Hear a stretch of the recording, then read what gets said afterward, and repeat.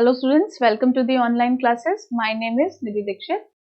Today we are going to start with a new chapter, that is chapter number 11, and the name of the chapter is Work, Energy and Power.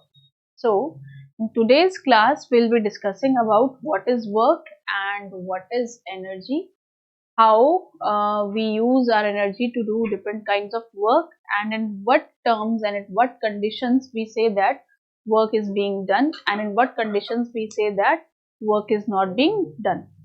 So work hota kya hai? Work is said to be done if a force changes the state of rest of the body or changes the velocity of a moving body. Work होता क्या है? Work हम कब कहते हैं कि काम जो है वो हुआ है? देखिए, मान लीजिए कि कोई बॉडी जो है या कोई बॉल जो है वो किस स्टेट में है। मान लीजिए एक बॉल है, वो किस स्टेट में है, वो मूव नहीं कर रही है, तो हम क्या कहेंगे वो किस स्टेट में है? वो क्या है? रेस्ट में है। ठीक है, क्योंकि हमने इसके ऊपर कोई फोर्स नहीं अप्लाई किया। लेकिन जैसे ही आप इसके ऊपर फोर्स अप्लाई करते हैं तो क्या हो जाएगी? इसकी पोजीशन क्या हो जाएगी? चेंज हो जाएगी। से फॉर एग्जांपल वो यहाँ तक आ जाएगी। जैसे ही आपने इसके ऊपर फोर्स लगाया तो इस बॉडी की जो कि रेस्टिंग स्टेज में थी, इसकी पोजीशन क्या हो जाएगी? चेंज हो जाएगी। प्लस इसकी वेलोसिटी भी क्या होगी? चेंज होगी, क्योंकि पहले इसकी वेलोसिटी क्या थी? 0 थी, क्योंकि किस स्टेट में थी? ये रेस्ट में थी। इसका मतलब इसकी वेलोसिटी भी चेंज हुई। अब इसकी वेलोसिटी, क्योंकि अब आपने इसको पुश किया, इसके ऊपर फोर्स लगाया है, तो बॉल क्या करने लगी? मूव करने लगी। तो इसकी वेलोसिटी क्या हो गई? v हो गई। ठीक है, तो जब भी हम किसी बॉडी के ऊपर फोर्स लगाते हैं और वो रेस्ट स्टेज से मूविंग स्टेज में आती है, तो हम कहते हैं कि वर्क डन हुआ है, यानी कि काम कुछ ना कुछ हुआ है। क्योंकि वहां पर क्या लगा है? एक तो फोर्स लगा है। इस फोर्स की वजह से इस ऑब्जेक्ट की पोजीशन भी चेंज हुई है, प्लस इसकी वेलोसिटी भी चेंज हुई है। तो हम किस कंडीशन में कहेंगे? प्लस ये तो एक कंडीशन थी जब बॉडी रेस्ट में थी, लेकिन दूसरी सिचुएशन भी हम लोग कंसीडर कर सकते हैं। मान लीजिए कि कोई बॉडी मूविंग स्टेज में है और आपने उसके ऊपर कोई फोर्स लगाया, और फोर्स लगाते ही वो बॉल क्या हो जाती है? स्टॉप हो जाती है। तो वो क्या कर रही थी? उसकी इनिशियल वेलोसिटी कुछ थी। अब आपने क्या किया? इसके ऊपर जैसे ही फोर्स लगाया, उसकी वो बॉल क्या हो गई? स्टॉप हो गई, यानी कि उसकी फाइनल वेलोसिटी क्या हो गई? चेंज हो गई, यानी कि अब कितनी हो गई? 0 हो गई। और इसके साथ साथ उसकी स्टेट भी चेंज हुई, यानी कि पहले मूव कर रही थी और अब क्या हो गई? वो स्टॉप हो गई। तो इस तरह से दोनों ही सिचुएशंस में क्या हुआ है? वर्क डन हुआ है। तो वर्क डन हम कब कह सकते हैं कि वर्क डन हुआ है? Work is said to be done if a force, work is said to be done if a force, जब हम लोगों ने किसी बॉडी पर फोर्स लगाया और वो फोर्स उस ऑब्जेक्ट की पोजीशन तो चेंज कर ही रहा है, साथ में उसकी वेलोसिटी को भी चेंज कर रहा है। In that case we say that work is done. तब हम कहते हैं कि वर्क जो है वो डन हुआ है, यानी कि काम कुछ हुआ है। अब हमें अगर इसको मैथमेटिकल तरीके से बताना हो कि हम कैसे कहेंगे कि वर्क डन हुआ है, तो work is defined as the product of force and displacement. यानी कि वर्क को हम कैसे डिफाइन करते हैं? फोर्स और डिस्प्लेसमेंट के प्रोडक्ट को हम क्या बोलते हैं? फोर्स बोलते हैं, वर्क बोलते हैं। तो मान लीजिए कि जैसे मैंने बॉल वाला एग्जांपल लिया, तो बॉल के ऊपर जब बॉल रेस्ट में थी तो आपने उसके ऊपर क्या लगाया? फोर्स लगाया। इस फोर्स की वजह से इस बॉल ने क्या किया? मूव करना स्टार्ट किया, यानी कि मूव जब वो किया तो उसने कुछ ना कुछ डिस्टेंस को कवर किया होगा। तो हम वर्क को क्या कह सकते हैं कि वर्क इज इक्वल टू कितना फोर्स आपने उसके ऊपर लगाया मल्टीप्लाइड बाय कितना डिस्टेंस उसने मूव किया। तो हम क्या कह सकते हैं कि वर्क जो होता है, it is the product of force and displacement along the direction of the force. तो फोर्स क्या किया? मान लीजिए ये वुडन ब्लॉक है, ठीक है, आपने पहले ये रेस्टिंग स्टेज में था, ठीक है, यानी कि इसकी इनिशियल वेलोसिटी और फाइनल वेलोसिटी दोनों सेम थी। लेकिन जब आपने इसके ऊपर फोर्स लगाया तो इसने क्या किया? थोड़ा सा मूव किया, यानी कि फोर्स लगाया आपने और उसके बाद ये थोड़ा सा मूवमेंट करता है, तो हम कह सकते हैं कि इसके ऊपर कुछ काम हुआ है। अगर हमने किसी ऑब्जेक्ट के ऊपर फोर्स लगाया और उसके अंदर कोई मूवमेंट नहीं हुई, यानी कि उसने कोई डिस्टेंस मूव नहीं किया, उस केस में भी हम कहेंगे कि वर्क डन जो है वो क्या है? जीरो है। क्या है? वर्क डन जो है वो क्या है? जीरो है, क्योंकि वो तो मूव ही नहीं किया। तो और दूसरा केस अगर हम कहते हैं कि अगर कोई ऑब्जेक्ट जो कि मूव कर रहा है लेकिन उसके ऊपर कोई फोर्स नहीं लग रहा है, उस केस में भी हम कहेंगे कि वर्क डन क्या है? जीरो है। ठीक है, अगर हम इसको मैथमेटिकली प्रूव करना चाहें तो मैं पहली कंडीशन ले रही हूं जिसमें हमने किसी ऑब्जेक्ट के ऊपर फोर्स तो लगाया, जैसे कि मैं इस पेन के ऊपर फोर्स लगा रही हूँ लेकिन ये मूव नहीं कर रहा है, तो हमें पता है कि W जो होता है वो F इंटू एस होता है, यानी कि फोर्स इंटू आपका डिस्टेंस होता है।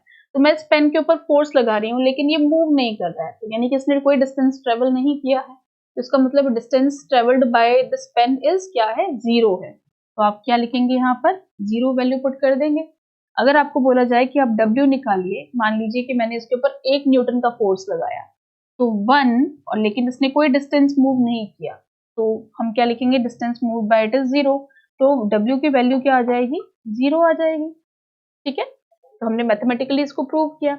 सेकेंड सिचुएशन आप लेते हैं कि आपने कोई ऑब्जेक्ट जो है वो मूव कर रहा है, कोई ऑब्जेक्ट जो है वो क्या कर रहा है? मूव कर रहा है, लेकिन आपने उसके ऊपर कोई फोर्स नहीं लगाया।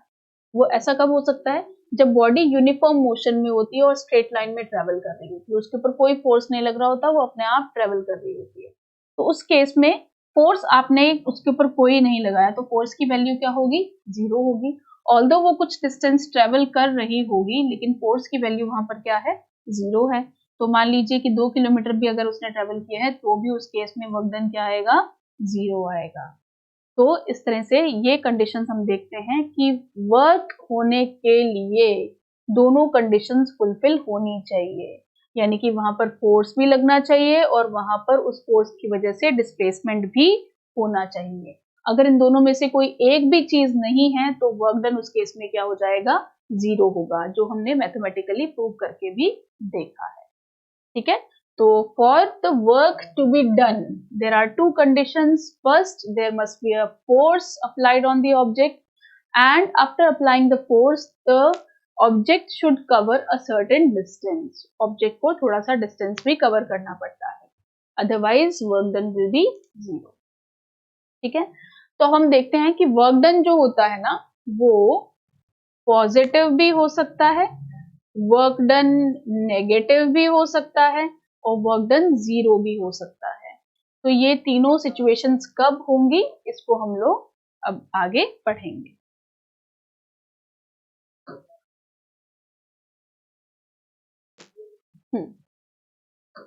Now, if the direction of the force is different from the direction of the displacement, अगर force की डायरेक्शन कुछ और है और डिस्प्लेसमेंट की डायरेक्शन कुछ और है, तो we can find the work done by the component of the force in the direction of the displacement। तो तब भी हम लोग वर्क डन को कैलकुलेट कर सकते हैं। जैसे कि हम एज्यूम करते हैं, let us assume that direction of force makes an angle of theta.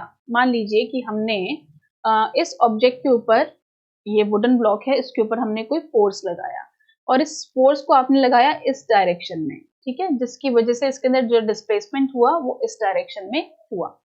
तो फोर्स और डिस्प्लेसमेंट के बीच में जो एंगल बना ना, हम उसको बोल देते हैं थीटा। क्या बोलते हैं उसको? थीटा। तो उस केस में जो वर्क डन होगा हम इसको कैसे लिख सकते हैं? वर्क डन को हम क्या लिखते हैं? हमें पता है वर्क डन का फॉर्मूला क्या होता है। वर्क डन का फॉर्मूला होता है W is equals to F into S. अब फोर्स और डिस्प्लेसमेंट के बीच में जो एंगल बन रहा है उसको हम क्या बोल रहे हैं? थीटा। और ये कॉस डायरेक्शन में लग रहा है, तो हम क्या कहेंगे कि component of force in the direction of displacement, इसको हम कॉस थीटा लिख देंगे और ये है हमारा डिस्प्लेसमेंट। तो वर्क डन किसके बराबर हो जाएगा? इन दोनों के बीच के एंगल को भी हमें साथ में लेना पड़ेगा, तो हम क्या बोलेंगे? F cos F S cos theta, F into S cos theta. ठीक है, अब हम देखते हैं कि वर्क जो है ना वो एक स्केलर क्वांटिटी है। वर्क क्या होती है? एक स्केलर क्वांटिटी है। स्केलर क्वांटिटी क्यों है? क्योंकि वर्क डन जो होता है ना वो सिर्फ मैग्नीट्यूड पर डिपेंड करता है। किसके ऊपर डिपेंड करता है? मैग्नीट्यूड के ऊपर। It's value can be positive, negative और जीरो। जैसे हमने देखा कि वर्क डन को हम पॉजिटिव भी लिख सकते हैं, नेगेटिव भी लिख सकते हैं और जीरो भी लिख सकते हैं। तो किन किन केसेस में हम ऐसा कर सकते हैं, हम देखते हैं। Work is said to be done, work is said to be positive. हम कह सकते हैं कि वर्क डन जो है वो पॉजिटिव है। किस केस में हम लोग बोल सकते हैं कि वर्क डन जो है वो पॉजिटिव है?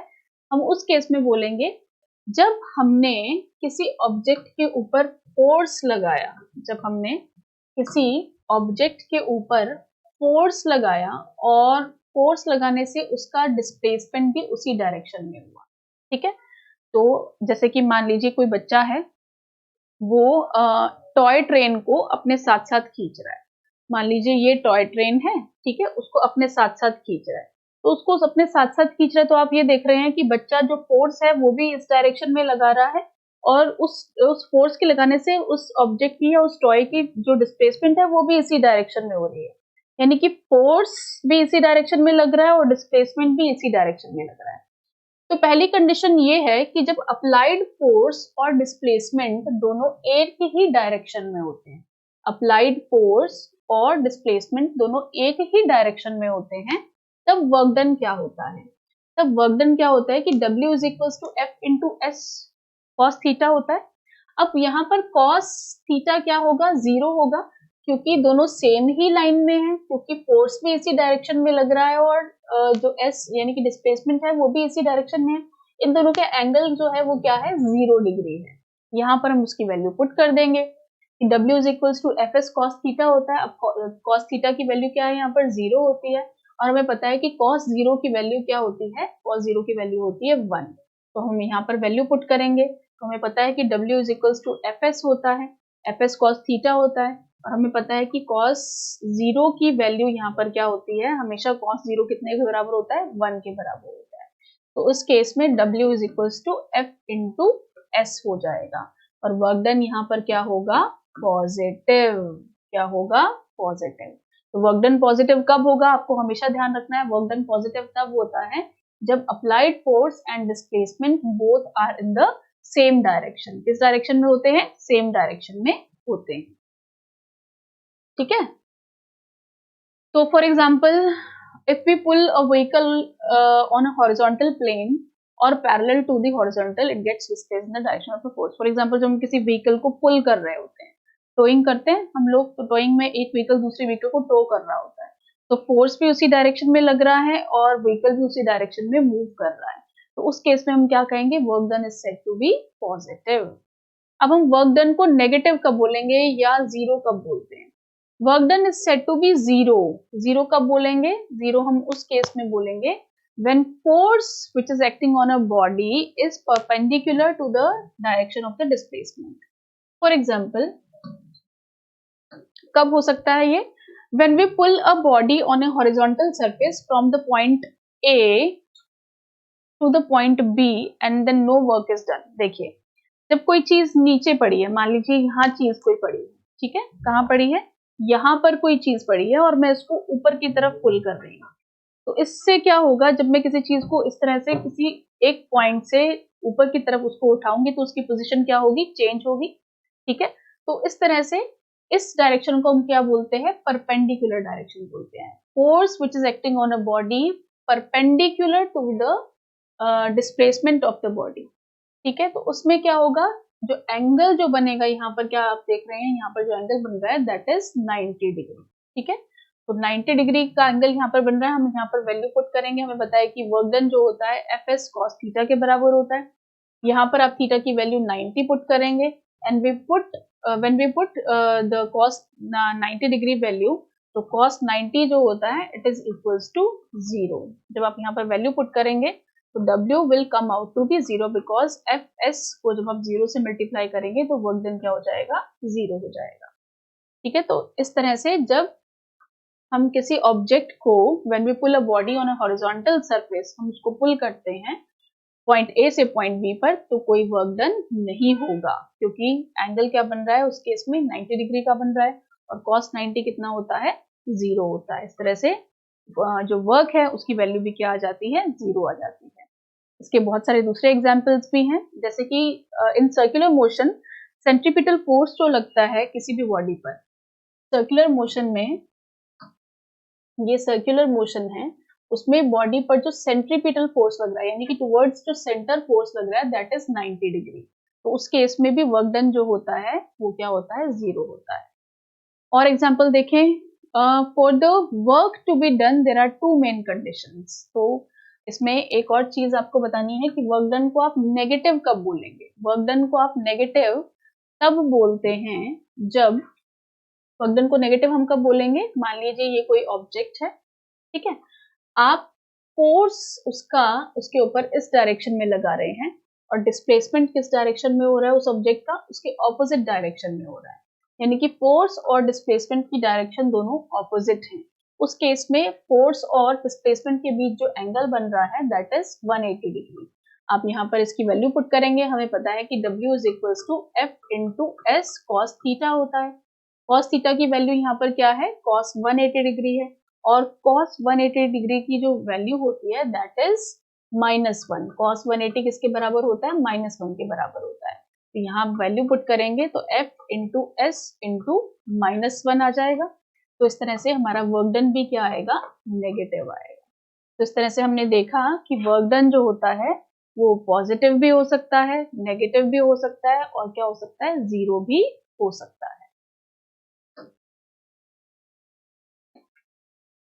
देन नेक्स्ट आता है for the work to be done there are two main conditions. तो इस तरह से हमने देखा कि वर्क डन होने के लिए दो मेन कंडीशंस हैं, कौन कौन सी, there must be a force, force तो होना ही चाहिए, और साथ में उस फोर्स की वजह से क्या होना चाहिए, डिस्प्लेसमेंट, क्या होना चाहिए, डिस्प्लेसमेंट। अगर ये दोनों कंडीशंस नहीं है तो work is not set to be done, उस केस में काम नहीं होगा। If the above two conditions are not satisfied, then work done is set to be zero. अगर ये दोनों ही conditions नहीं हो रही हैं उस केस में हम work done क्या बोलेंगे, वो क्या है, जीरो है। ठीक है, फॉर एग्जाम्पल आप क्या कर रहे हैं, आप एक भारी भरकम सूटकेस लेकर एक जगह पर खड़े हैं, ठीक है, तो आप फोर्स तो लगा रहे हैं लेकिन उस फोर्स की वजह से कोई डिस्प्लेसमेंट नहीं हो रहा, आप उस सूटकेस को लेकर खड़े हैं, आप चल नहीं रहे हैं। उस केस में भी वर्क डन जो होगा ना फिजिक्स की टर्म्स में वो क्या होगा, जीरो होगा। अब आप मुझे बताएंगे कि ये जीरो क्यों हुआ। ये जीरो इसलिए हुआ क्योंकि अभी हमने पढ़ा है कि वर्क डन तभी होगा दो कंडीशंस में, जब वहां पर फोर्स होगा और वहां पर डिस्प्लेसमेंट होगा। नो डाउट आप उस लगेज के ऊपर फोर्स लगा रहे हैं लेकिन उसकी वजह से कोई डिस्प्लेसमेंट नहीं हो रहा है, आप वहां से हिले नहीं है, आप वहीं की वहीं खड़े हैं, तो इस केस में वर्क डन क्या होगा, जीरो, आपने कोई काम नहीं किया है। ठीक है, तो इस तरह से ये दोनों कंडीशन सेटिस्फाई होनी जरूरी है। वर्क डन को हम नेगेटिव कब बोलते हैं, जब फोर्स, अभी हमने पढ़ा है इसकी फोर्स और डिस्प्लेसमेंट की जब दोनों की डायरेक्शंस अलग अलग होंगी तब वर्क डन जीरो होगा, क्योंकि इन दोनों के बीच में एंगल 180 डिग्री का बनेगा और cos 180 की जो वैल्यू होती है दैट इज -1।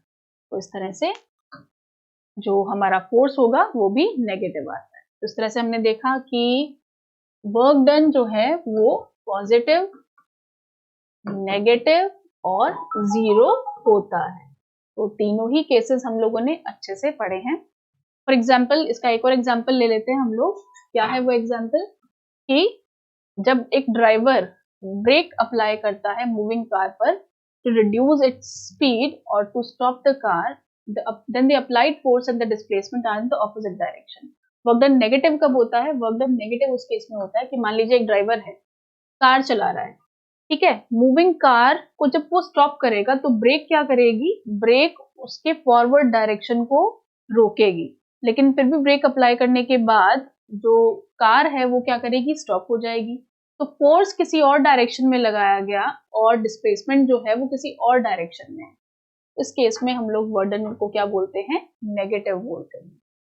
अगर आपसे पूछे जाए कि वर्क की एसआई यूनिट क्या होती है, तो वर्क की एसआई यूनिट हम कैसे निकालेंगे, हमें पता है कि W is equal to F into S होता है। फोर्स की यूनिट क्या होती है, न्यूटन, और डिस्टेंस की एसआई यूनिट क्या होती है, मीटर। तो हम वर्क को क्या लिखेंगे, work is equal to newton metre. ठीक है, वर्क को हम किस में लिख सकते हैं, न्यूटन मीटर में, लेकिन हम इसको न्यूटन मीटर में नहीं लिखते हैं, हम इसको किस में लिखते हैं, जूल्स में। किस में लिखते हैं, जूल्स में। तो 1 जूल किसके बराबर होगा, 1 जूल जो होता है वो 1 न्यूटन मीटर के बराबर होता है। ठीक है, तो वर्क की SI यूनिट हम किस में लेते हैं, जूल्स में। और हमें पता है कि वर्क जो होता है, जो फोर्स होता है उसको हम डाइन्स में भी लिख सकते हैं। तो अगर हम डाइन में ले रहे हैं न्यूटन फोर्स की यूनिट को, तो हमें जो डिस्टेंस है उसकी यूनिट को सेंटीमीटर में लेना पड़ेगा। तो अगर फोर्स डाइन में है तो डिस्टेंस होगा सेंटीमीटर में, तो हमारी जो यूनिट आएगी डाइन सेंटीमीटर आएगी।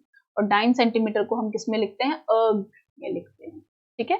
और अगर हमारा फोर्स और डिस्प्लेसमेंट, फोर्स हमारा न्यूटन में है तो डिस्प्लेसमेंट हमें मीटर में लेनी पड़ेगी, तो हमारा जो यूनिट आएगी that will come out to be newton metre. और इसको हम न्यूटन मीटर को क्या लिखते हैं, जूल, ठीक है। तो इस तरह से हम लोग वर्क डन को जूल में भी लिख सकते हैं और डाइन सेंटीमीटर या अर्ग में भी लिख सकते हैं। और 1 जूल किसके बराबर होता है, 1 जूल होता है 10⁵ डाइन इंटू 10⁻² सेंटीमीटर। तो हमारे पास जो यूनिट आती है 1 जूल की, वो आती है 10⁻7 अर्ग्स, ठीक है। यानी कि 1 जूल कितने अर्ग्स के बराबर होता है, 10⁻7 अर्ग्स के बराबर होता है। तो इस तरह से हमने देखा कि किस तरह से वर्क जो है वो वर्क डन जो है वो पॉजिटिव, नेगेटिव और जीरो हो सकता है। और आगे हम लोग एनर्जी के बारे में पढ़ेंगे। हमने ये भी देखा कि क्या क्या इनके एग्जाम्पल्स हैं वर्क डन के पॉजिटिव, नेगेटिव और जीरो होने के, और हम किस केस में कह सकते हैं कि वर्क डन हुआ है। तो उसके लिए 2 कंडीशंस हैं। वो कंडीशंस कौन सी हैं, वो कंडीशंस ये हैं कि एक तो फोर्स होना चाहिए और दूसरा डिस्प्लेसमेंट होना चाहिए। और अगर फोर्स और डिस्प्लेसमेंट दोनों में से ही एक कंडीशन नहीं है तो उस केस में हम क्या कहेंगे कि वर्क डन नहीं हुआ है, ठीक है। तो आज हम इतना ही पढ़ेंगे। नेक्स्ट क्लास में हम लोग एनर्जी वाले टॉपिक को लेंगे। Thank you.